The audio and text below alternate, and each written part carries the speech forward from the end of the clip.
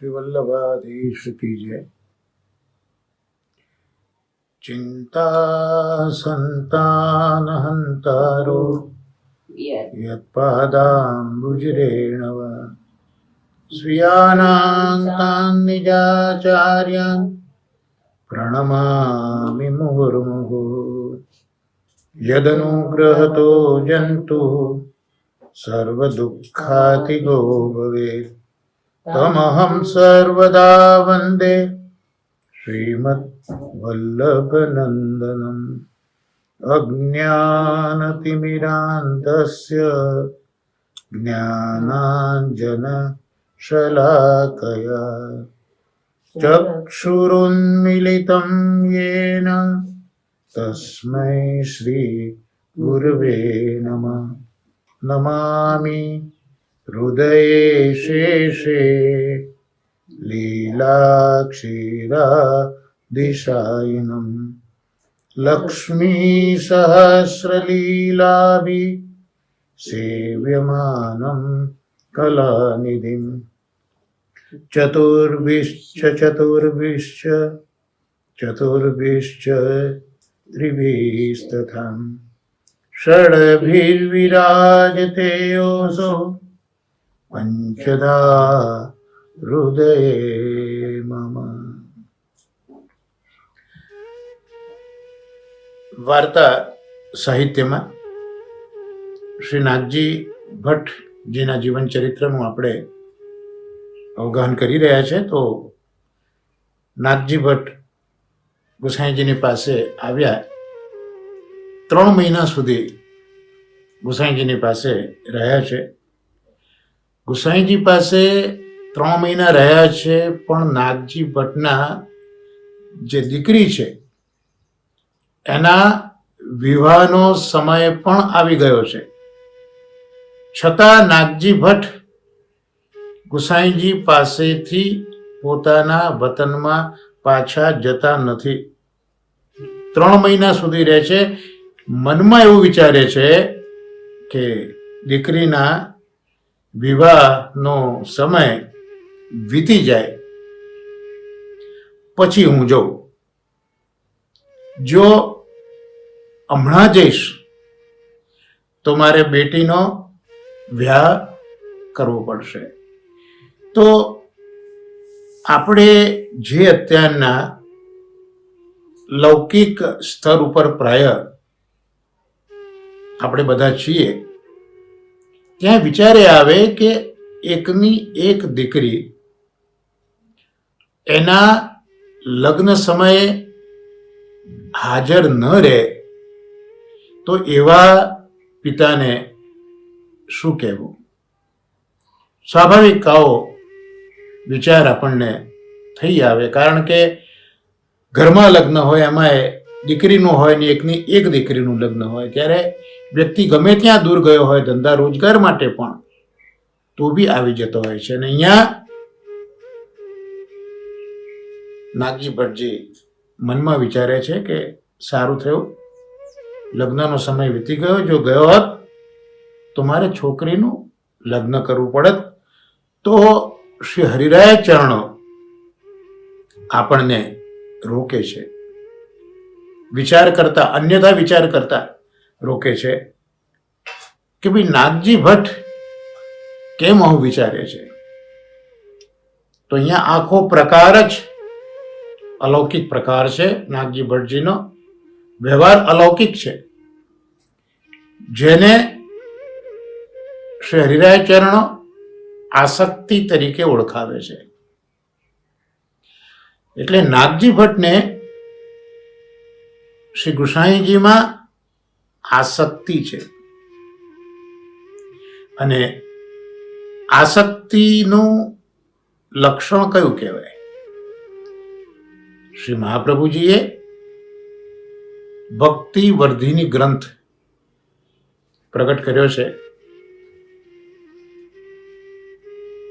પેલા ગુજરાતમાં જ એક પતિ પત્ની હતા, પુરુષોત્તમ દાસને પોતાના શરીરને કસતા હતા પ્રભુના દર્શન માટે, અને મહાપ્રભુજી એમને આ સમજાવ્યું હતું। તો એ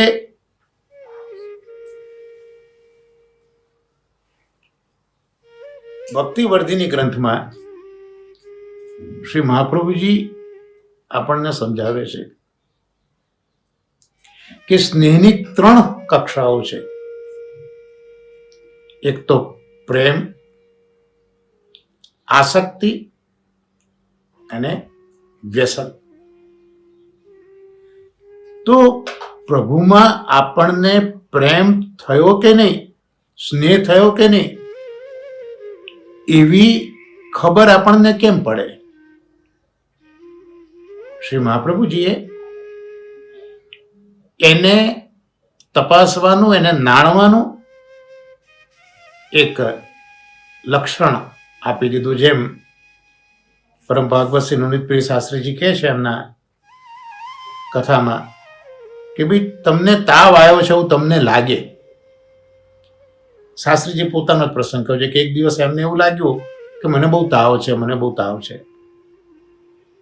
તો ઘરના સભ્યો હાથ અડાડીને કહ્યું ભાઈ તાવ જેવું લાગતું નથી. પણ શાસ્ત્રીજી કહે છે મને બહુ તાવ લાગે છે. તો હવે શું કરવાનું? લાવ થર્મોમીટર, આપણે માપી લઈએ એટલે તરત ખબર પડે. થર્મોમીટર મૂક્યું તો તાવ તો બિલકુલ નોર્મલ હતો. 98.2 જે નોર્મલ તાવ છે એ તાવ હતો. એટલે શાસ્ત્રીજીને લાગ્યું કે ભાઈ આ મને તાવ જે લાગતો હતો એ મારો ભાસ હતો, ખરેખર તાવ નહોતો. શાસ્ત્રીજી કહે છે બસ પછી હું તો ઊભો થઈને સ્નાન કરીને પ્રભુની સેવામાં પહોંચી ગયો. તો એમ ઘણી વખત આપણને એમ લાગે કે મને પ્રભુમાં પ્રેમ થયો છે, મને પ્રભુમાં સ્નેહ થયો છે. ત્યારે મહાપ્રભુજી એ સમજાવે છે કે ભાઈ તને સ્નેહ થયો ક્યારે કહેવાય? તો ભક્તિવર્ધિની ગ્રંથમાં આજ્ઞા કરી, સ્નેહાદ રાગ વિનાશ સ્યાત. પ્રભુમાં સ્નેહ થયો ત્યારે કહેવાય જ્યારે લૌકિકમાં રાગ છે એનો વિનાશ થાય. જે આપણને લૌકિક સગાવાલાઓ, લૌકિક વિષયો, લૌકિક વાતો, લૌકિક વિચારો, એમાં જે આપણે રહેતા હોઈએ એના બદલે એ બધામાં આપણને ગમે નહીં. હવે એ જે રાગ હતો એ રાગનો માત્ર નાશ થઈ પણ વિનાશ થાય ત્યારે માનવું કે સ્નેહ થયો. નાશ થયો છે તો પાછો ફરીથી પ્રસંગોપાત આવી પણ શકે, પણ વિનાશ થયો છે તો એ વિનાશ ફરીથી તમારા મનમાં લૌકિક રાગ ઉત્પન્ન નહીં કરે. એનું કારણ કે હવે મનને લૌકિકમાં રાગ ન રહેતા પ્રભુમાં અનુરાગ થયો છે. એટલે એ જે પ્રભુનો અનુરાગ છે એ મનને, ચિત્તને લૌકિકમાં ખેંચાતું અટકાવી દેશે. એટલે સ્નેહનું આ લક્ષણ છે કે જે રાગ છે લૌકિકમાં એનો વિનાશ થઈ જશે. અને એ જે સ્નેહ છે એ સ્નેહનું લક્ષણ દયારામભાઈએ પણ ચંદ્રાવલામાં બતાવ્યું છે કે પ્રેમનું લક્ષણ શું? તો પ્રેમનું લક્ષણ એ જ્યારે મળે ત્યારે તેનો તેજ સ્નેહ. પ્રેમનું લક્ષણ એ છે કે જે આપણો પ્રેમી છે એને આપણે જ્યારે મળીએ ત્યારે એ સ્નેહમાં કોઈ ઓટ ના આવી હોય. ભલે વર્ષો પછી મળ્યા પણ એ જે સ્નેહ છે એમાં ઓટ ના આવી હોય, એટલો ને એટલો જ સ્નેહ હોય. આ પ્રેમનું લક્ષણ. અને વિયોગ થાય ત્યારે તપે મન, અને એ પ્રેમીથી જ્યારે છૂટા પડવાનું થાય ત્યારે આપણું શરીર તપી જાય અને ત્યાંનું ત્યાં વળગ્યું રહે મન. વિયોગ થાય ત્યારે તપે તન અને ત્યાંનું ત્યાં વળગ્યું રહેમન શરીર એ તપી જાય. જ્યારે મન છે એ ગયેલા સ્નેહની અંદર જ રહી જાય. અને આવા આ સ્નેહની ઓળખના બીજા 4 લક્ષણો દયારામભાઈ બતાવે છે. કયા 4 લક્ષણો બતાવ્યા? એક તો ધ્રુગ રુચિ.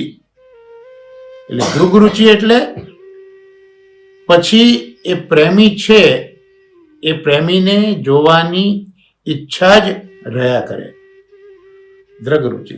પછી સ્મૃતિ, તો પ્રેમી જાય એનું સ્મરણ જ થયા કરે. જ્યાં સુધી છે ત્યાં સુધી એ ખસે નહીં એવો એક નેત્રનો સ્વભાવ થઈ જાય અને જાય પછી એનું સ્મરણ થયા કરે. પેલા એક પ્રેમી કહ્યું છે ને કે આવો તોય સારું, ન આવો તોય સારું, તમારું સ્મરણ છે તમારાથી પ્યારું. તો આ બીજું જે લક્ષણ છે તે સ્મૃતિ છે. સ્મૃતિ કરી પછી શું થાય? એક અભિલાષ થાય કે પાછા ક્યારે મળશે, પાછા ક્યારે મળશે. આ અભિલાષ થાય. અને અભિલાષ થયા પછી હજી તો પ્રેમીને નથી મળાયું એટલે શરીરમાં એક જાતનો ઉદ્વેગ થાય. એટલે પ્રભુનો જે વિયોગ થયો છે, અહીંયા આ જે બધા જ લક્ષણો છે એ પ્રભુ સાથેના પ્રેમના સંબંધથી દયારામભાઈ વર્ણવ્યા છે. એટલે ઉદ્વેગમાં જ્યારે પ્રભુનો વિયોગ છે એટલે ચિત્ત આપણું ઉદ્વેગથી ભરી જાય, ગમે નહીં આપણને. તો આ રીતે આ સ્નેહ પ્રેમ કોને કહેવાય એની વાત થઈ. કારણ કે અહીંયા તો નાગજી ભટ્ટજીને આસક્તિ થઈ છે. એટલે આસક્તિ એ તો પ્રેમ પછી થાય છે. એટલે પહેલા આપણે એ તો સમજીએ કે પ્રેમ શું છે, સ્નેહ શું છે. તો જો સ્નેહ આટલો બધો બલવત છે તો સ્વાભાવિક છે કે આસક્તિ તો એના કરતા પણ ચડિયાતી હોય એના ગુણધર્મમાં. એટલે આસક્તિ માટે અહીંયા સમજાવે છે કે એકવાર આખા દિવસમાં મળ્યા વિના ન રહેવાય. પણ એ પ્રેમમાં જોયું કે એ છે ત્યાં સુધી પ્રેમ છે, પણ જાય ત્યારે શરીર તપે, મન ત્યાંનું ત્યાં રહે. પણ અહીંયા તો એકવાર પણ જો ન મળાયું દિવસમાં તો રહી ના શકાય. અને જો એ ન મળે તો વિકળ થઈ જાય. આસક્તિ આને કહેવાય. હવે પ્રેમની અંદર જ આપણે જોઈએ તો મહાપ્રભુજીએ આજ્ઞા કરી કે સ્નેહાદ રાગ વિનાશ સ્યાદ. અને આસક્તિ માટે કહે છે આસક્ત્યા સ્યાદ ગૃહા રુચિ.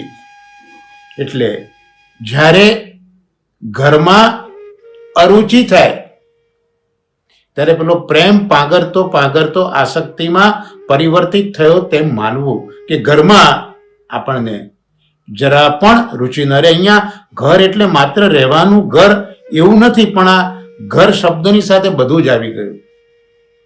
જે કંઈ તમારા વ્યવહારો, વ્યવસાયો, જે કંઈ સંબંધો, જે કંઈ છે એ બધું ઘરની અંદર આવી ગયું. અને આસક્તિમાં સખ્ત એટલે ચોંટવું, ચોંટી જવું. તો જ્યારે પૂરેપૂરું મન એ પરિવાર તરફ લગાવ ન રાખતા, સામાજિક જવાબદારીઓ તરફ ન રાખતા, જ્યારે પ્રભુ સાથે જ ચોટેલું રહે ત્યારે એને માનવું કે આસક્તિ થયેલી છે. કારણ કે જ્યારે આસક્તિ થાય છે ત્યારે તો પછી આવા જીવને, આવા ભક્તને એ સામાજિક જવાબદારીઓ અકળાવે છે. કારણ કે એ જવાબદારીઓ એને બજાવતા બજાવતા પ્રભુ સાથેનો એનું જે માનસિક જોડાણ છે એમાં વિઘ્ન કરે છે. એટલે અહીંયા શ્રી નાગજી ભટ્ટને પ્રભુમાં આસક્તિ છે, ભૂષણજી મહારાજમાં. એટલે જ હવે એમને આ બધી જે પેલી સામાજિક જવાબદારીઓ છે ને, આપણે વિચાર આવ્યો હતો કે નાગજી ભટ્ટને કેમ મનમાં આવો વિચાર આવ્યો કે સારું થશે એ સમય છોકરીના લગ્ન પતી જશે, ત્યાં હોત તો મારે કરાવવા પડત. કારણ કે નાગજી ભટ્ટની અત્યારના જે આ પરિસ્થિતિ છે એ પ્રભુમાં આસક્તિની પરિસ્થિતિ છે. એટલે આસક્તિ છે એમાં ઘરની અંદર અરુચિ થઈ જાય. જેમ ગોપીજનો ઉદ્ધવજીને કહેતા હોય છે કે હે ઉદ્ધવજી, અમારું એક જે મન છે તો શ્યામ સુંદરે લઈ લીધું છે, એમની સાથે ગયું છે, તો પછી હવે તમે આ બધું જે કહો છો, ઉધો મન નહીં 10-20, એક હતો સો ગયો શ્યામ સંગ. તો આ બધી તમે યોગની ને ધ્યાનની વાત કરો છો ઉદ્ધવજી, એ અમારા માટે શક્ય નથી. આ જે છે મનનો લગાવ પ્રભુ માટે, આસક્તિ પ્રભુ માટેની. જો આપણે યાદ કરીએ ગોવિંદ સ્વામીજીને, તો ગોવિંદ સ્વામીની દીકરી આવી છે સાસરેથી, ત્યાં રહે છે, પણ ગોવિંદ સ્વામી એની સાથે વાત પણ કરતા નથી. ત્યારે એમના બેન કાનભાઈએ એકવાર કીધું કે ભાઈ, આ છોકરી આવી છે સાસરેથી, તું એની સાથે વાત પણ નથી કરતો. ત્યારે ગોવિંદ સ્વામી કહે છે કે બેન, એક મન છે અને એ મન તો પ્રભુએ ચોરી લીધું છે. તો હવે કયા મનથી હું મારી દીકરી સાથે વાત કરું? આ થઈ આસક્તિ.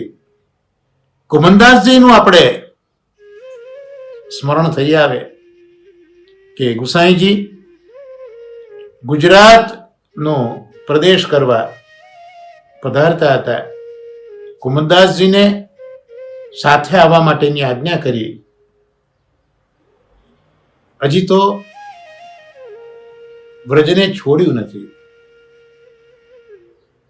ઉત્થાપના સમયની વેળા થઈ છે, હજી દર્શન ખુલ્યા નથી. અને પેલા વૃક્ષની નીચે કુમનદાસજી વિચારે છે કે ગુરુની આજ્ઞા તો ઉથાપવાની નથી જ, પણ આ ગોવર્ધનનાથજી વગર મારાથી રહેવાશે કેમ? તો હજી તો વિરહ કેટલો છે, ખાલી જે રાજભોગની ઝાંખી કરી અને ઉત્થાપનના સમયને વાર છે, આટલો જ વિરહ છે. છતાંય કે છે કેતે જો દિન બીતે બિન દેખે તુજે. હે ગોવર્ધનનાથજી, કેટલા બધા દિવસો વીતી ગયા તમને જોયા વગર, અને આ જે આંખમાંથી આંસુ સાથે આસક્તિ વહેતી હતી પ્રભુ માટેની, કુસાજી મહારાજે સાંભળ્યું અને આવીને કીધું કે તમારો પરદેશ થઈ ગયો, તમે હવે સાથે ન આવતા. તો આ આસક્તિ, તો આવી આસક્તિ શ્રી નાથજી ભટ્ટને પ્રભુ ચરણોમાં થઈ ગઈ છે.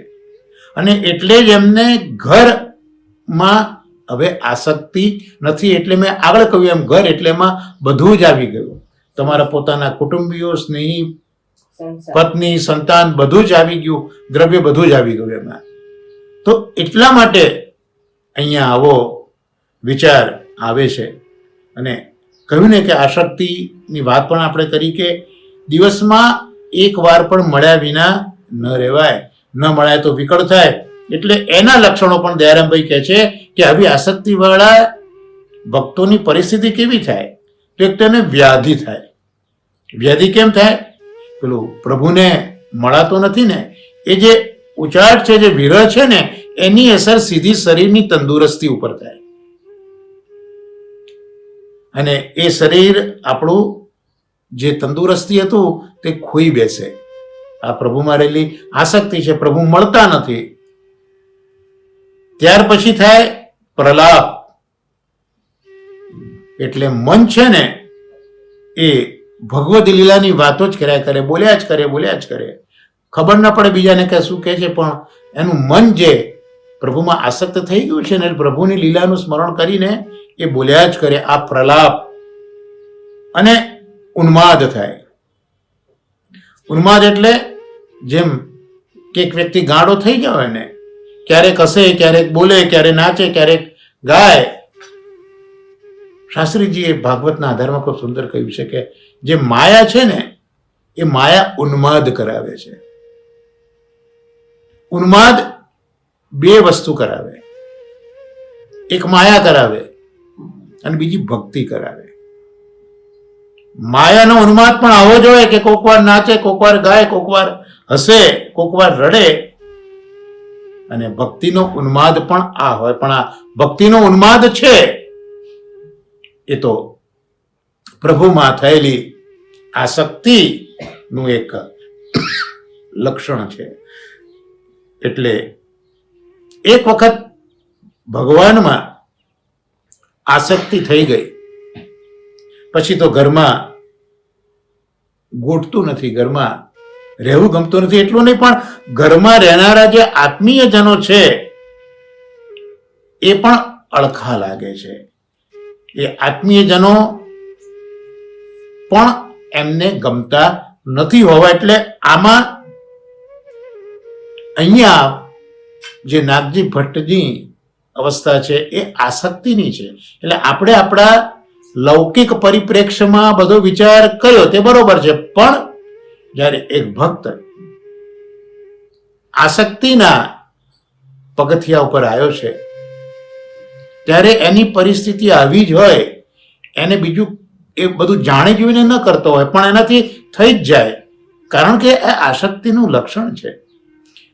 ભક્તિરૂપી ભક્ત છે, એની ભક્તિ છે એક જાતનું વૃક્ષ છે.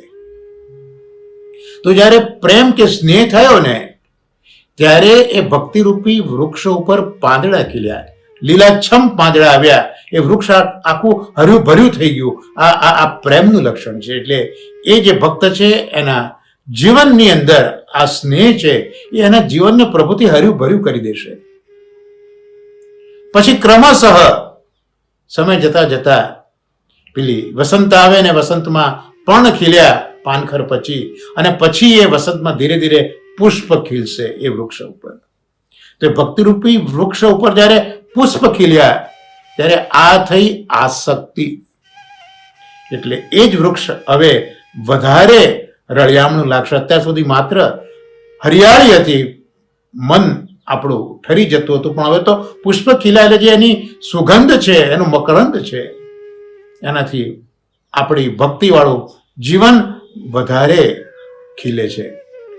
તો આ નાગજી ભટ્ટમાં અત્યારના આસક્તિ છે, એટલે આવો વિચાર કરે છે. અને અહીંયા ઉલ્લેખ તો વ્યસનનો નથી, પણ જ્યારે આપણે આ ભક્તિવર્ધિનીમાં પગથિયા જોયા પ્રેમ આસક્તિ, તો ત્રીજું પગથિયું વ્યસનનું છે, જે ફળ દશા છે. વૃક્ષ ઉપર પ્રેમ થયો, સ્નેહ થયો, પર્ણ આવ્યા, આસક્તિ થઈ, પુષ્પ આવ્યા, અને હવે વ્યસન થયું. તો એ જાણે કે ફલ આવ્યું. અને એ વ્યસન માટે મહાપ્રભુજી કહે છે કે યદા સ્યાદ વ્યસનમ કૃષ્ણે કૃતાર્થ સ્યાત તથૈવ તદૈવ. જો એક વખત વ્યસન કૃષ્ણમાં થયું તો તમે કૃતાર્થ છો. વ્યસન માટે તો કંઈ કહેવાનું છે જ નહીં. વ્યસન કોને કહેવાય કે જેના વગર એક ક્ષણ પણ ચાલે નહીં, અને એના વગર વિકળ થઈ જવાય, આપણાથી રહેવાય નહીં, એક સ્ટેપ આપણાથી ચલાય નહીં.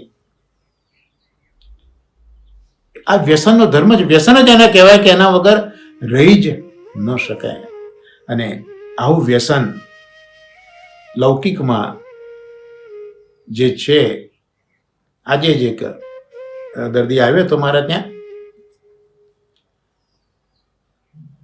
અને એને હોજરીમાં ચાંદી હતી.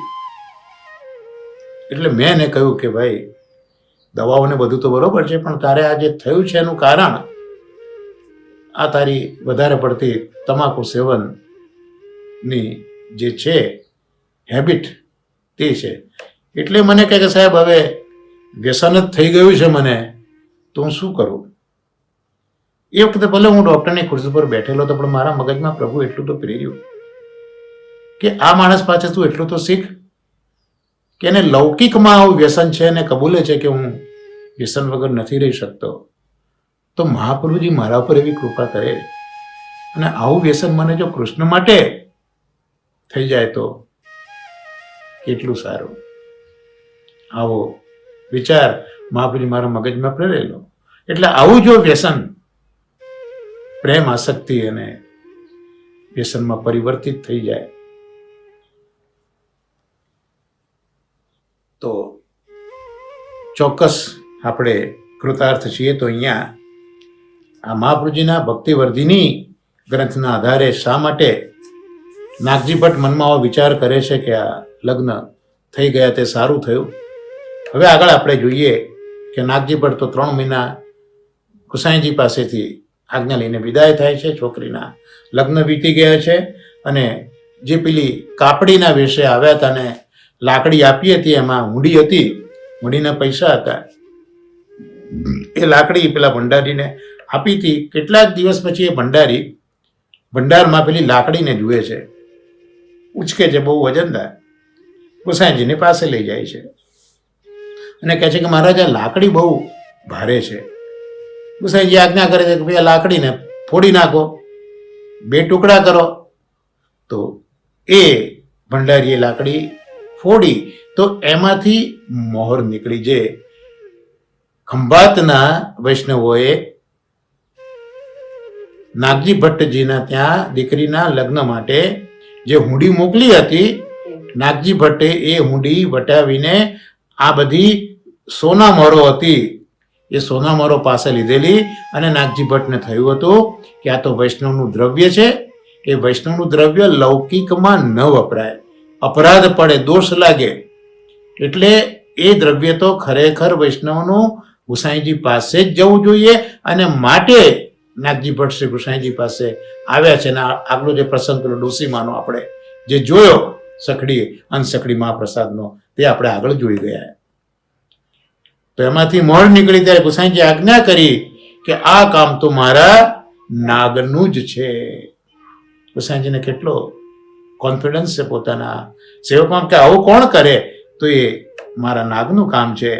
તો આવા નાગજી ભટ્ટ શ્રી ગુસાઈજીના કૃપાપાત્ર ભગવદીય છે. અને નાગજી ભટ્ટ આપણે આગળ એમના જીવનમાં જોયું કે તો ગોધરાના દેસાઈ હતા.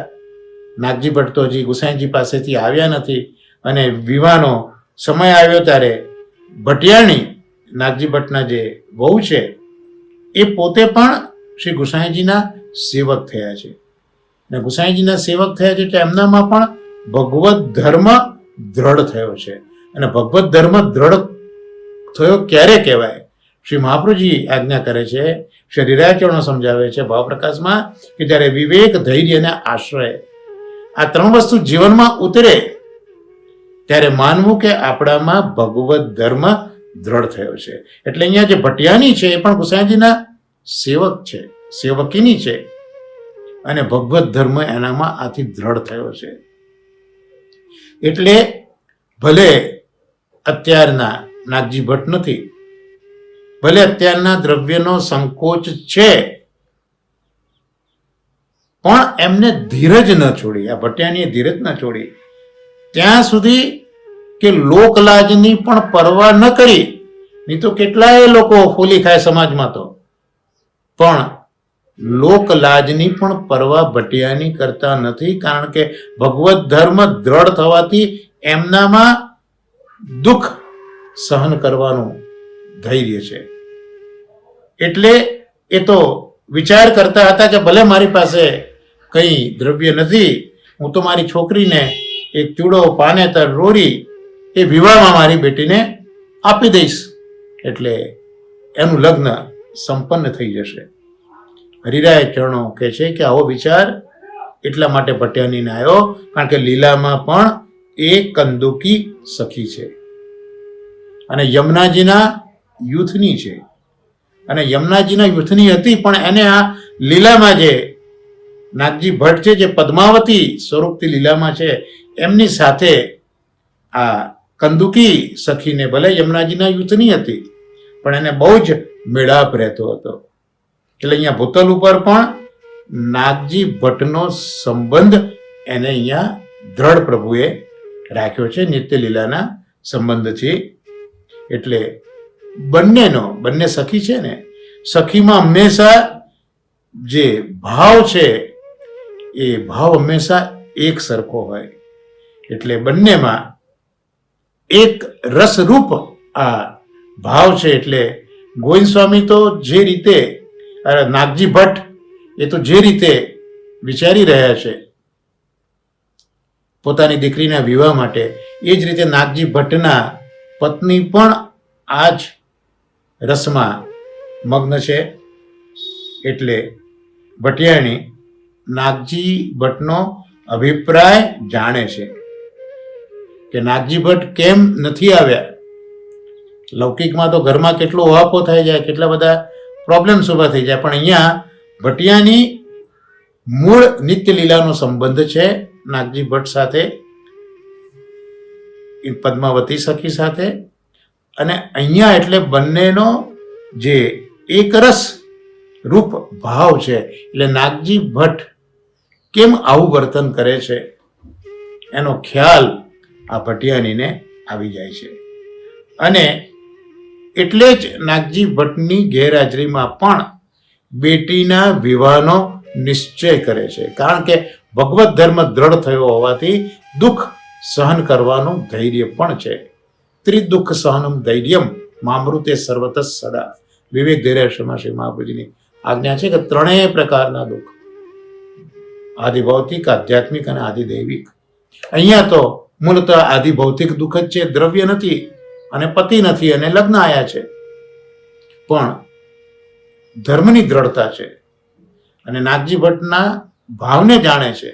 એટલે જરા પણ વિચલિત થયા વગર, લોકોની ચિંતા કર્યા વગર, આપણને તો લોકો શું કહેશે એ જ મોટી ઉપાધિ હોય. જેમ ભાગવતના મહાત્મ્યમાં આપણે જોયું કે ભક્તિ દેવી પોતે દુઃખી છે એનું કારણ તો સમજ્યા કે બે છોકરા છે જ્ઞાન વૈરાગ્ય, એ ઘરડા થયા છે અને પોતે યુવાન છે, તો માતા યુવાન અને છોકરાઓ વૃદ્ધ. પણ સવાલ ત્યાં આવ્યો કે લોકો શું કહેશે, લોકલાજ ભક્તિને લાગી છે એટલે ભક્તિ દુઃખી છે. પણ અહીંયા તો આ દ્રઢ ભગવત ધર્મથી જેનામાં ધૈર્ય આવ્યું છે, ત્રિદુઃખ સહનમ ધૈર્ય, તેવા ભટિયાની વિચાર કરે છે કે હું મારી બેટીનો વિવાહ આ પરિસ્થિતિમાં પણ હું કરીશ જ. એટલે આ જે નિશ્ચય દ્રઢતા, જેવી ભાવની દ્રઢતા એવી નિશ્ચયની દ્રઢતા આ ભટિયાનીની બધા ગામના વૈષ્ણવો જાણે છે. એટલે બધા પેલા ગામના જે હકીમ હતા, કારણ કે નાગજી ભટ્ટ તો પેલા દેસાઈ છે ને ગોધરાના, એટલે પેલા હાકીમ સાથે સંબંધ હોય, બધા જાણતા હોય. એટલે આ બધા ગામના વૈષ્ણવો એ હાકીમ પાસે જાય છે અને જઈને કહે છે કે નાગજી ભટ્ટ તો ઘરમાં છે નહીં અને દીકરીના લગ્ન છે અને ભટિયાની તો બહુ સાદાઈથી એ લગ્ન કરવા તૈયાર થયા છે. એટલે પેલા હાકીમ કહે છે કે અરે આ તો નાગજી ભટ્ટની દીકરી કહેવાય, એના વિવાહ આવી રીતે ટૂંકમાં થોડા પતાવાય. જો પ્રભુ આ હકીમને પ્રેરી રહ્યા છે અત્યારના. એટલે એ જે હકીમ હતો એ હાકીમે લગ્નમાં જરૂરી જે કંઈ સામાન હતો એ બધો જ નાગજી ભટ્ટના ઘરે ભટિયાણીને મોકલી દીધો. અને એ જે લગ્ન માટેની તૈયારી હતી એ હકીમ દ્વારા પ્રભુએ સિદ્ધ કરાવી. એટલે એક સારો ગૃહસ્થ હોય, સુખી ગૃહસ્થ હોય અને જે રીતે પોતાની દીકરીનો વિવાહ કરતો હોય એમાં ભટિયાનીએ પણ જે બધું દ્રવ્ય આવ્યું તે બધું જ વિવાહમાં લગાવી દીધું. એટલે એને પહેરામણી કહો, બ્રાહ્મણ ભોજન કહો, એની વિદાય કહો, એ બધું સારામાં સારી રીતે ભટિયાણીએ કર્યું. લગ્ન પ્રસંગ પ્રભુની કૃપાથી સંપન્ન થયો. અને પછી કેટલાક દિવસો બાદ હવે નાગજી ભટ્ટ ગુસાઈજીની પાસેથી વિદાય લઈને પોતાના ઘરે આવે છે. આ સમાચાર સાંભળ્યા, વ્યાહનો પ્રકાર જે હતો એ પણ નાગજી ભટ્ટની પત્નીએ પોતાના પતિને કહી સંભળાયું કે આવી રીતે લગ્ન થયા. નાગજી ભટ્ટ આ સાંભળ્યા પછી એક જ શબ્દ બોલ્યા છે, ભગવદ ઈચ્છા. જે થયું તે સારું થયું. બસ આનાથી બીજો વધારે વાર્તાલાપ કે પોતાની કેફિયત નાગજી ભટ્ટ આપવા નથી બેઠા પોતાની ભટિયાની આગળ. ખાલી એટલું જ બોલ્યા છે કે ભગવદ ઈચ્છા, અને જે થયું તે સારા માટે થયું. આ જ વૈષ્ણવોના જીવનમાં શીખવા જેવું છે કે જે થાય છે તે સારા માટે જ થાય છે, કારણ કે આપણા પ્રભુ એમની ઈચ્છા શું છે તે આપણને ખબર નથી. અને જ્યારે બધું જ ભગવદ ઈચ્છાથી થતું હોય તો એ જે કંઈ થઈ રહ્યું છે ભગવદ ઈચ્છાથી એ પોતાના ભક્તો માટે તો સારા માટે જ થઈ રહ્યું છે. એટલે મહાપ્રભુજી પણ આજ્ઞા કરીને કે પ્રભુ જે ઈચ્છે છે, જે કંઈ થઈ રહ્યું છે એ પ્રભુ પોતાની ઈચ્છા, નિજ ઈચ્છાત કરી શકે. પ્રભુ પોતાની ઈચ્છા મુજબ જ કરતા હોય છે. અને બીજો નિજેચ્છાતનો અર્થ એ પણ મહાનુભાવ સમજાવે છે કે નિજાનામ, જે પોતાના ભક્તો છે એની ઈચ્છા પ્રમાણે કરે છે. તો અહીંયા પ્રભુએ પોતાની ઈચ્છા પ્રમાણે કર્યું, પણ જોડે જોડે નાગજી ભટ્ટ જે આસક્ત છે એમની પણ જે ઈચ્છા હતી કે આ બધું દ્રવ્ય બેટીના લગ્નમાં ન લગાવાય, લૌકિકમાં વૈષ્ણવનું દ્રવ્ય ન લગાવાય, તો એની જે ઈચ્છા છે એ ભક્તની ઈચ્છા પણ ઠાકોરજીએ પોતાની ઈચ્છા ગણીને આ પ્રસંગને આ રીતે પાર પાડ્યો છે. આ છે એટલે જ આપણે ત્યાં જે સિદ્ધાંતો છે ને એ સિદ્ધાંતોના જીવતા જાગતા જો કોઈ સ્વરૂપો હોય તો આપણા 84,252 ભગવદીઓ છે. આપણે તો ખાલી સિદ્ધાંત વાંચીએ છીએ,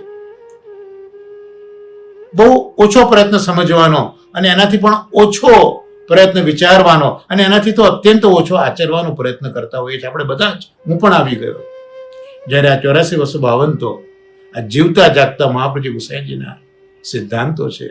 એ બધા સિદ્ધાંતો જીવી રહ્યા છે. એટલે આપણા માટે તો એમના જીવન જ પ્રમાણરૂપ છે. બીજા કોઈ પ્રમાણ શોધવાની આપણે જરૂર નથી. એ જ આ પ્રમાણો છે. અને આગળ કહ્યું કે આ લૌકિક દ્રવ્ય હતું તે તો લૌકિકમાં લાગી ગયું, અને વૈષ્ણવનું દ્રવ્ય તો અલૌકિક હતું. પેલા હાકીમને ત્યાંથી જે દ્રવ્ય આવ્યું ને એ લૌકિક દ્રવ્ય છે. એટલે લૌકિકમાં એ ખર્ચાઈ ગયું, પણ પેલું તો અલૌકિક દ્રવ્ય હતું. ખંભાતના વૈષ્ણવ મોકલેલું દ્રવ્ય તો અલૌકિક દ્રવ્ય હતું. તો આવા અલૌકિક દ્રવ્યને બેટીના લગ્નમાં હું કઈ રીતે લગાડું? જો શિક્ષાપત્રનું આપણું અધ્યયન પણ ચાલુ છે, ત્યાં પણ શરીરાય ચરણોએ આ જ આજ્ઞા કરી છે કે જે દ્રવ્ય છે એ દ્રવ્ય દૈવી હોવું જોઈએ. હૃદયને શુદ્ધ જે કરવાનું છે, કારણ કે પ્રભુની સેવા કરીએ તેમાં આપણે ભાવના કરવાની છે, પણ ભાવના માટે હૃદય શુદ્ધ જોઈએ. પણ હૃદયમાં અંતઃકરણમાં તો દોષો છે, તો એની શુદ્ધિ કરવા માટેની 4 વસ્તુ બતાવી કે દેહની શુદ્ધિ, દ્રવ્યની શુદ્ધિ, સગા સંબંધીઓની શુદ્ધિ, મનની શુદ્ધિ. આ 4 શુદ્ધિ જો આપણામાં આવે તો જ આપણું હૃદય શુદ્ધ થાય અને તો જ એની અંદર ભાવનાઓ જન્મી શકે પ્રભુ માટેની સેવા દરમિયાન. તો આ શિક્ષાપત્રનું પણ સાથે સાથે આનું ટ્યુનિંગ અત્યારના હરિરાચરણો પ્રેરણા કરીને કરાવી રહ્યા છે. એટલે ગોપેશજીએ પણ ટીકામાં એ જ કહ્યું ને કે જે દૈવી દ્રવ્ય છે એ તો પ્રભુમાં જ લગાડવું જોઈએ. ત્યારે વિચાર એ વખતે એવો આવ્યો તો આપણે શિક્ષાપત્રમાં ગોપેશજીએ જ પૂછ્યું હતું, પણ આપણે તો લૌકિક વ્યવહાર કરવો જેમ નાગજી ભટ્ટને પણ અહીંયા લગ્ન કરવા છે, આપણે ત્યાં પણ આવા લગ્ન ઇત્યાદિ જનો ઇત્યાદિ પ્રસંગો આવતા હોય તો ત્યાં શું કરવાનું? તો ત્યાં પ્રભુની આજ્ઞા હોય એટલું દ્રવ્ય ખર્ચવું આપણે થાય કે પ્રભુની આજ્ઞા આપણને કઈ રીતે ખબર પડે? તો ન ખબર પડે તો ચોક્કસ પ્રભુ પ્રેરણા તો કરતા જ હોય છે કે તારે આટલું દ્રવ્ય ખર્ચવું જોઈએ. જો ખરેખર પ્રભુ સાથે આપણું મન લાગી ગયું છે ને તો પ્રભુ એ ને કે પ્રકારે આપણને કંઈક એંધાણી કંઈક તો આપણને જતાવતા હોય છે કે તારે આટલું દ્રવ્ય ખર્ચવું. માનો કંઈ નથી તો છેવટે આપણા વલ્લભપુરના બાળક તો છે, આપણા ગુરુ તો છે ને, એમને જેને પૂછવું જોઈએ. એવા વૈષ્ણવો મેં સાંભળ્યા છે કે ઘરે આવા પ્રસંગ હોય ત્યારે ગુરુદેવની પાસે જઈને એ વિનંતી કરે કે જે રાજ આ ઘરમાં પ્રસંગ આવ્યો છે, આ દ્રવ્ય તો જ્યારે બ્રહ્મસંબંધ લીધો ત્યારે પ્રભુને નિવેદિત કરી દીધું છે, તો હવે મારે શું કરવું? ત્યારે ગુરુદેવ જે આજ્ઞા કરે એ પ્રમાણે એ લોકો દ્રવ્ય આવા લૌકિક લગ્ન ઇત્યાદિ કાર્યોમાં લગાવતા હતા. તો આ વિચાર એટલે જ નાગજી ભટ્ટ કરે છે કે આવું અલૌકિક દ્રવ્ય છે હું બેટીના વ્યાહમાં કઈ રીતે લગાડું. તો આ આજના આ પ્રસંગમાં આપણને સમગ્રતઃ એ જોવા મળ્યું કે નાગજી ભટ્ટજીની ગુસાઈજીમાં આસક્તિ છે, એટલે હવે એમને ગૃહની અંદર અરુચિ છે. બીજું કે અરુચિ હોવાથી જે લૌકિક કાર્યો છે એમને ગમતા નથી. એ પ્રભુ સાથે જે આસક્તિ થઈ છે એમાં અમને બંધન રૂપ લાગે છે. અને દ્રવ્ય છે આવેલું એ તો અલૌકિક છે, એનો આ લૌકિક પ્રસંગમાં વિનિયોગ કેમ કરાવો? અને અગત્યની વસ્તુ તો જે ભટિયાનીની દ્રઢતા છે, નાગજી ભટ્ટની જે આસક્તિ છે, તો એમની લાજ પણ પ્રભુએ રાખી છે પેલા હકીમને પ્રેરણા કરીને. તો આ આખો પ્રસંગ જ્યારે ખંભાતના વૈષ્ણવે પણ સાંભળ્યો ત્યારે એમને પણ ખૂબ જ નાગજી ભટ્ટની સરાહના કરી છે કે ધન્ય છે આવા ભગવદીઓને કે અમારું દ્રવ્ય, વૈષ્ણવનું દ્રવ્ય ગુસાઈજી સાથે પહોંચાડ્યું, અને લૌકિક પ્રસંગ કેમ પાર પાડીશું એનો એક જરા પણ વિચાર નથી કર્યો. શ્રી હરિરાય ચરણો એટલે જ ભાવ પ્રકાશ કરે છે કે આ વાર્તામાં આ સિદ્ધાંત થયું કે વૈષ્ણવનું અલૌકિક દ્રવ્ય એ લૌકિકમાં કોઈ દિવસ ખર્ચવું નહીં. આ એક વસ્તુ. જો ખર્ચે તો આપણે એમ લાગે જો ખર્ચાયું તો પછી એ જીવ બહિર્મુખ થઈ જાય. તો અહીંયા જે શિક્ષાપત્રમાં સંદેહ થયો છે એ સંદેહ અહીંયા પૂર્વ પક્ષ હરિરાચરણો કરે છે કે ગૃહસ્થ હોય એને તો વિવાહ વગેરે કાર્યમાં દ્રવ્ય ખર્ચા વગર ચાલે છે કઈ રીતે? તો ત્યાં શું કરવું? તો હરિરાચરણો જ કહે છે કે વિવાહ વગેરેમાં સેવાનો સંબંધ વિચારવો. કે આ જે વિવાહ છે એ એટલા માટે શ્રી ગોપીસિંહ પણ સમજાવે છે કે વિવાહ કરતી વખતે એ વિચારો કે ઘરમાં એક સભ્ય આવી રહ્યો છે તો એનાથી જે ઠાકોરજીની સેવા છે એ સેવાની અંદર જે વ્યક્તિઓ છે વ્યક્તિઓ વધશે, અને તો એ ઠાકોરજીની સેવામાં વધારે ઠાકોરજીને સુખ મળશે. આ વિચારથી તમે વિવાહ કરો એમ ગોપીસિંહ સમજાવ્યું છે શિક્ષાપત્રમાં. તો અહીંયા વિવાહમાં પણ, વિવાહ વગેરે કાર્યમાં પણ સેવાનો સંબંધ વિચારવો અને આવશ્યક ખર્ચ જ કરવો. પ્રભુને વિનંતી કરીને કરું કે પ્રભુ આ હવે ઘરમાં લગ્ન છે, એક પાત્ર ઘરમાં આવી રહ્યું છે, આપણા કુટુંબમાં એક જણ, એક વૈષ્ણવ વધી રહ્યો છે, પણ પ્રભુ એ તો તારા સુખ માટે છે, તારી સેવામાં એનો હાથ બટોરશે, તો એમાં તારી જ પ્રસન્નતા છે. આવા ભાવથી આ રીતનું કરવું. પોતાની પ્રતિષ્ઠા માટે ન કરવું બહુ જ અગત્યનું છે.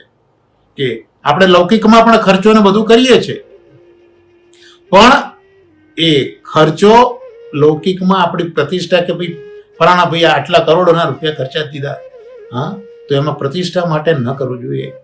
એટલે હરિરાચરણો કહે છે કે તસ્ય સેવામ પ્રકુર્વીત યાવત જીવન સ્વધર્મતઃ ન ફલાર્થમ ન ભોગાર્થમ ન પ્રતિષ્ઠા પ્રસિદ્ધ. આ પ્રભુની જે કંઈ આપણે દ્રવ્ય સેવા થતી હોય એ કોઈ પ્રતિષ્ઠા માટે એ દ્રવ્યનો વિનિયોગ પ્રભુમાં પણ ન કરવો. કદાચ જો લોકના નિર્વાહ માટે ખર્ચ કરવો પડે તોય ચિત્તમાં વિક્ષિપ્ત ન થવું. કેમ? આ સમજીને ન થવું કે ભાઈ આ જે દ્રવ્ય છે એ વિવાહાદી કાર્યમાં એટલા માટે આપણે ખર્ચ્યું છે કે જેથી આપણે પ્રભુની સેવા વધારે સારી રીતે કરી શકીશું, અને એ પણ પ્રભુની કે ગુરુદેવની આજ્ઞા માગીને કર્યું છે. એટલે પછી હવે ચિત્તમાં વિક્ષેપ થવાનો કોઈ સવાલ ઊભો નહીં થાય. બીજું એ પણ બતાવ્યું આ ભટ્યાનીના પ્રસંગ ઉપરથી કે જે અનન્ય ભક્ત છે એ તો પ્રભુની સેવા કરતો જ રહે છે. એટલે અનન્ય ભક્ત પ્રભુની સેવા કરે છે, એનું બધું જ કાર્ય ઠાકોરજી પોતે જ કરી લેતા હોય છે. જે અનન્ય થઈને પ્રભુની સેવા કરતો હોય તો એના પણ બધા જ કાર્ય પ્રભુ કરતા હોય છે. એટલે શ્રીમદ ભગવદ્ ગીતાના રાજ વિદ્યા રાજ ગુહ્ય યોગ 9મો અધ્યાય એમાં 22મા શ્લોકમાં શ્રી કૃષ્ણ અર્જુને આ જ કહે છે કે અનન્ય ચિંતયંતોમાં યે જના પર્યુપાસતે તેષામ નિત્યાભિયુક્તાનામ યોગ ક્ષેમમ વહામ્યહમ. એટલે અનન્ય ચિત્ત વાળો થઈને તું મારું ચિંતન કર અને મારી સેવા કર, અનન્ય બનીને અનન્ય ચિત્ત વાળો થઈ જતો. અને જે જન મારી ઉપાસના કરે છે, મારી સેવા કરે છે, એવાનું હું યોગ અને ક્ષેમ હું વહન કરું છું. યોગ અને ક્ષેમની સુંદર વ્યાખ્યા શ્રી પુરુષોત્તમજીએ આ શ્રીમદ ભાગવતની ટીકામાં આપી છે, રસતરંગીણી, કે યોગ એટલે શું? તો જે વસ્તુ આપણી પાસે નથી તે મેળવી આપવી, એનું નામ યોગ. અને ક્ષેમ કોને કહેવાય? તો એ આવેલી વસ્તુની રક્ષા કરે, એનું નામ ક્ષેમ કહેવાય. તો મેળવી આપવું અને આવેલું રક્ષવું આ પ્રભુ પોતાના અનન્ય ભક્ત માટે કરતા હોય છે. પણ જે ભક્તે પોતાનું સમગ્ર જીવન પ્રભુની સેવામાં જ ખર્ચ્યું છે, તો અહીંયા આ નાગજી ભટ્ટના દીકરીના આ લગ્ન પ્રસંગમાં આટલા ઉત્કટ ભાવો અને સિદ્ધાંતો શ્રી હરિરાયચરણો આપણને કૃપા સહિત બતાવી રહ્યા છે. એટલે આ પ્રસંગના ફલ સ્વરૂપ હરિરાયચરણો આજ્ઞા એ કરે છે. એટલે વૈષ્ણવે તો અનન્ય થઈને ભગવદ સેવામાં મન લગાવવું, અને આ જ પક્ષ ઉત્તમ છે. એવી આ પ્રસંગ ઉપર ભાવ પ્રકાશની ટીકામાં શ્રી હરિરાયચરણો આપણને શ્રી નાથજી ભટ્ટ અને ભટ્ટાનીના મિસથી સમજાવી રહ્યા છે. તો આપણો આજે તો 11 છે. તો 11ના દિવસે આપણે ખૂબ સુંદર એક હરિરાયચરણોની આજ્ઞા નાથજી ભટ્ટજીના આ પ્રસંગમાંથી જોવા મળી કે દ્રવ્યનો કેવો વિનિયોગ કરવો અને કેવી દ્રઢતા પ્રભુમાં રાખવી. અને હવે આ સત્સંગ પછી આપણે જે શિક્ષાપત્ર છે એ શિક્ષાપત્રનું અધ્યયન આપણે કરીએ. તો શિક્ષાપત્રના અધ્યયનમાં આપણે જે છેલ્લા 6થા શ્લોકમાં આપણે જ્યાં અટક્યા હતા ત્યાં આપણે હરિરાયચરણોએ સમજાયેલું હતું દ્રવ્યનો વિનિયોગ અને ભગવદીઓનો સંગ, જેના પર ગોપેશજી મહારાજે કહ્યું હતું કે ઠાકોરજી જેટલું દ્રવ્ય ખર્ચવાની આજ્ઞા કરે. હમણાં જો આ નાગજી ભટ્ટના પ્રસંગમાં આ જ પ્રસંગ ચાલી રહ્યો છે, તો એટલું જ આવશ્યક દ્રવ્ય પ્રભુ માટે દાસભાવ, પ્રભુ તરફ દાસભાવ વિચારીને જ ખર્ચવું. એટલે તમે જ્યારે દાસ ભાવ રાખો અને પછી પ્રભુની આજ્ઞા લઈને લૌકિકમાં દ્રવ્ય તમે ખર્ચો, એવું અહીંયા કહે છે. અને એ પણ લૌકિક પ્રતિષ્ઠા કે લોભથી વધારે પડતા દ્રવ્યને ખર્ચો નહીં. લૌકિકમાં વિવાદિકમાં જે પ્રસંગ અત્યારના આપણો ચાલી રહ્યો નાગજી ભટ્ટના પ્રસંગમાં, એનું જ અનુસંધાન અહીંયા શિક્ષાપત્રમાં આ જ છે. હરિરાયચરણોના શિક્ષાપત્રની ખૂબી છે કે મનમાં જે કંઈ શંકા કે પ્રશ્ન થયો એનો જવાબ શિક્ષાપત્ર આપે છે.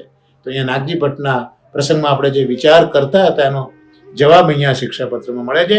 એટલે કઈ રીતે વિવાહમાં દ્રવ્ય ખર્ચવું એ પણ દાસભાવથી પ્રતિષ્ઠા માટેની તે કહ્યું 6થા શ્લોકમાં.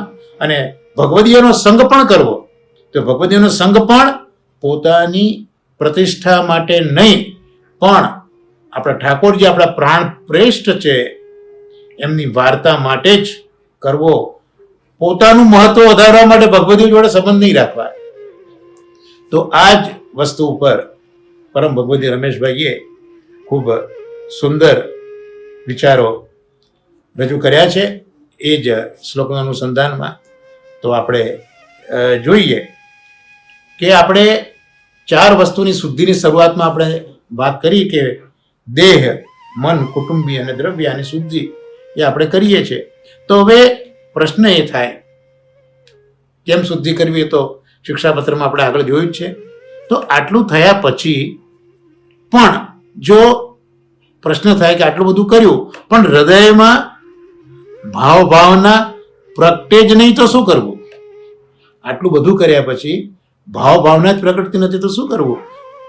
રમેશભાઈ કહે છે કે તિજોરીમાં ઘણું ભર્યું છે, તિજોરી ખોલવાની ચાવી જ નથી, તો અંદર રહેલી સંપત્તિને શું કરવાનું? તો હૃદયની તિજોરીમાં આ અલૌકિક ભાવરૂપી સંપત્તિ જે પ્રભુએ આપી છે એને પ્રાપ્ત કરવા એ હૃદય ખોલવાની ચાવી કઈ? તો હરિરાય ચરણો આજ્ઞા કરે છે કે કેવળ દૈન્ય, દીનતા રૂપી ચાવીથી જ આ હૃદયની તિજોરી આપણે ખોલી શકીશું. એટલે જે દ્રવ્યની શુદ્ધિ છે એના માટે આ દૈન્ય બહુ જરૂરી છે. ચાહે દેહનું હોય કે સંબંધીનું હોય કે મનનું હોય કે દ્રવ્યનું હોય, પણ એ દરેકની શુદ્ધિ માટે આ દૈન્ય જરૂરી છે. દૈન્ય હશે તો જ પેલી ભાવના હૃદયમાં પનપશે. અને જો દૈન્ય નહીં આવે તો પ્રભુ એનો કોઈ દિવસ અંગીકાર કરતા નથી. એનો પ્રસંગ ખૂબ સુંદર લખ્યો છે કે શ્રીનાથજીમાં કોઈક દિવસે વૈષ્ણવનો કંઈક મનોરથ હતો, ફૂલ મંડળીનો મનોરથ હતો, અને એ મનોરથની એક બાજુ તૈયારી થતી હતી. એ નિષ્કિંચન વૈષ્ણવ હતો અને ત્યાં એક પૈસાદાર શેઠ આવે છે અને અધિકારીજીને કહે છે કે ભલે હજારોનો ખર્ચો થાય પણ આજે તો આ મનોરથ આપણે કરવો જ જોઈએ. ખૂબ જ ગુમાનથી એ આ વાતની રજૂઆત કરે છે. જે પેલા વૈષ્ણવનો મનોરથ, નિષ્કિંચન વૈષ્ણવનો જે મનોરથ હતો ફૂલ મંડળીનો, એ મનોરથ બાજુમાં રહી ગયો. ફૂલ મંડળીના ફૂલ વિખરાઈ ગયા અને એને મનમાં એ દુઃખ થયું કે આજે પ્રભુ મારો મનોરથ અંગીકાર નહીં કરે. એ દુઃખમાં એ વૈષ્ણવ બેહોશ થઈ ગયા. ત્યારે શ્રીજી બાબાએ એ વખત તિલકાશ્રી બિરાજતા હતા, એમને આજ્ઞા કરી કે પેલો અભિમાની શ્રીમંત શેઠ એ એની પૈસાની સત્તા લઈને આવ્યો છે અને મારા ભક્તને એણે દુઃખી કર્યો છે. એ જ્યાં સુધી નાથદ દ્વારાની હદ નહીં છોડે ત્યાં સુધી હું આજે રાજભોગ આરોગવાનો નથી. આવી શ્રીજી બાબાએ તિલકાશ્રીને આજ્ઞા કરી. એટલે જ હરિરાય ચરણો કહે છે કે નહીં સાધન સંપત્ત્યા હરિસ્તુષ્યતિ સર્વથા. કોઈ સાધન સંપત્તિથી પ્રભુ તુષ્ટ થતા નથી. માત્ર દૈન્ય જે કેવું સાધન છે, દૈન્ય રૂપી સંપત્તિ હોય તો જ પ્રભુ એનાથી રાજી થાય છે. એટલે આપ શ્રી આજ્ઞા કરે છે કે સેવા ઉપયોગી દેહની પ્રાપ્તિ એ આ દીનતાથી આપણને થશે ને તો જ પ્રભુનો સાનુભવ થશે. અને સાનુભવ થશે તો મનમાં પણ એક વિશિષ્ટ સ્થિતિ બનશે. આપણે જ્યાં 4 વસ્તુની શુદ્ધિની વાત કરીને પણ એમાં મુદ્દો એ આવ્યો કે સાથે દૈન્ય જોઈએ. એટલે દીનતાથી જો દેહની શુદ્ધિ હશે તો મન પણ એ અલૌકિક સ્થિતિ બનશે. એટલે મનની સ્થિતિ શુદ્ધિમાં કેવી થશે કે એને 4 બાજુ કૃષ્ણ દેખાશે. આગે કૃષ્ણ, પાછે કૃષ્ણ, ઈત કૃષ્ણ, ઉત કૃષ્ણ, જીત દેખું તીત કૃષ્ણમય રહી. તો આખું કૃષ્ણમય એનું જીવન થશે. અને આવું જ્યારે કૃષ્ણમય જગત થશે ત્યારે એને આ આખું જગત એ પ્રભુની જ લીલા સ્થળી છે એવું એને દર્શન થતું થઈ જશે. અને પછી આપણને કોઈની ઈર્ષા પણ કોઈ દિવસ નહીં થાય, કારણ કે સૌના પ્રત્યે આપણું સ્નેહનું ઝરણું જોઈશે. કારણ કે જેને જોઈશે એમાં આપણને કૃષ્ણ દ્રષ્ટિ જ આપણને એને કૃષ્ણના દર્શન કરાવશે. અને આ દીનતા એટલે આનો એવો ભાવ નહીં સમજતા કે લાચાર થઈ જઈએ, ગરીબડા થઈ જઈએ, બિચારા થઈ જઈએ, બાપડા થઈ જઈએ. ના, દીનતા એવું નથી. દીનતામાં ગરીબપણાનો ભાવ નથી. પણ આ જે દૈન્ય છે એ દૈન્ય તો એવી સંપત્તિ છે કે દયારામભાઈ પણ કહે છે કે દીનતાના પાત્રમાં મન મણી મૂકીને ભેટ ભગવંતને ધરજો જીરે. તો આ દીનતા એ લાચારી કે ગરીબાઈ એવું નથી, પણ દીનતા તો એક આગવું લક્ષણ છે. મહાપ્રભુજીના ગુસાઈજીના સેવકનું આ એક આગવું લક્ષણ છે જે વૈષ્ણવતાનો નિખાર કરે છે. અને વૈષ્ણવતાનો નિખાર ઠાકોરજીને એટલો ગમે છે કે ઠાકોરજી પછી એને છોડીને એક દિવસ પણ જતા નથી. પણ હવે સવાલ આવ્યો કે દીનતા કેમ લાવવી? આપણે કર્મશઃ એક વસ્તુ જોઈ કે ભાઈ આપણે 4 સાધનોની શુદ્ધિ જોઈ, તો 4 સાધનોની શુદ્ધિ કઈ રીતે થાય? તો એ શુદ્ધિ દીનતાથી થાય. પણ પાછો એ જ સવાલ આવ્યો કે પેલો ભાવ તો હૃદયરૂપી તિજોરીમાં હતો, પણ તિજોરીની ચાવી ખોઈ ગઈ હતી, તો રીરા ચરણોએ દીનતારૂપી ચાવી બતાવી દીધી. તો હવે સવાલ એ આવ્યો કે દીનતારૂપી ચાવી ખોરવા ક્યાં જવી? કોની પાસેથી દીનતારૂપી ચાવી લાવી? તો દીનતારૂપી ચાવી કોની પાસેથી લાવી, કઈ રીતે લાવવી, એનો વિચાર આપણે હવે આવતા મંગળવારે આપણા આ વાર્તા સાહિત્ય અને શિક્ષાપત્રનો જે આપણો સત્સંગ છે, જે રીરા ચરણોની કૃપાથી અને પરમ ભગવતી રમેશભાઈ પરીખની કહાનીથી કરી રહ્યા છે, તેમાં જેમ મહાપ્રભુજી પ્રેરશે તેમ આપણે જોઈશું. ત્યાં સુધી વિચારી લઈએ કે દીનતાની ચાવી, દીનતાની કૂંચી લાવવી ક્યાંથી, એ આપણે એક અઠવાડિયું વિચાર કરતા રહીશું. આવતા વિચારમાં એનો જવાબ શોધવાનો પ્રયત્ન કરીશું. ત્યાં સુધી આ સત્સંગને આપણે વિરામ આપીએ. આજે 11 ખૂબ ખૂબ વધાઈ આપ સર્વને, અને આશ્રયના પદ સાથે આપણા સત્સંગને વિરામ આપીશું.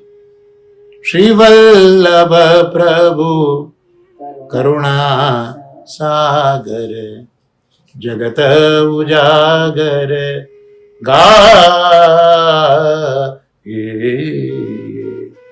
श्री वल्लभ के चरण कमल की बलि बलि बलि जाइए. वैष्णव सृष्टि समाज संग मिले, जीवन को फल पाइए. श्री वल्लभ गुण गाइए, याते रसिक कहाइए. श्री वल्लभ प्रभु करुणा सागर, जगत उजागर, जगत उजागर, जगत उजागर गाइए.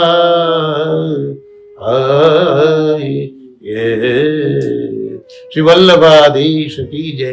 श्याम सुंदर श्री अमने महाराणी की जय.